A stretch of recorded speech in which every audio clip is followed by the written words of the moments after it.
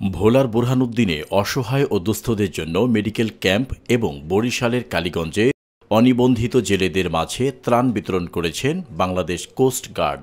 বৃহস্পতিবার বিকেলে কোস্টগার্ডের মিডিয়া কর্মকর্তা লেফটেন্যান্ট কমান্ডার সিয়াম উল হক এক সংবাদ বিজ্ঞপ্তিতে এ তথ্য জানান। তিনি জানান, প্রতিষ্ঠালগ্ন থেকেই বাংলাদেশ কোস্টগার্ড উপকূলীয় ও নদী তীরবর্তী জনগোষ্ঠীর দুর্যোগ মোকাবেলা ও আর্থসামাজিক উন্নয়নে কাজ করে আসছেন। এরই ধারাবাহিকতায় সকাল 10টা থেকে বিকাল 4টা পর্যন্ত কোস্টগার্ড বেইস ভোলার উদ্যোগে বোরহানউদ্দিনের কোতবা সরকারি প্রাথমিক বিদ্যালয়ে মেডিকেল ক্যাম্প অনুষ্ঠিত হয়। ক্যাম্পে 283 জন অসহায়, দরিদ্র ও শিশুদের বিনামূল্যে চিকিৎসা সেবা ও ঔষধ প্রদান করা হয়। এছাড়াও সকাল 11টায় কোস্টগার্ড স্টেশন কালীগঞ্জে অনিবন্ধিত 100 জেলেদের মাঝে ত্রাণ বিতরণ ও মতবিনিময় সভা অনুষ্ঠিত হয়।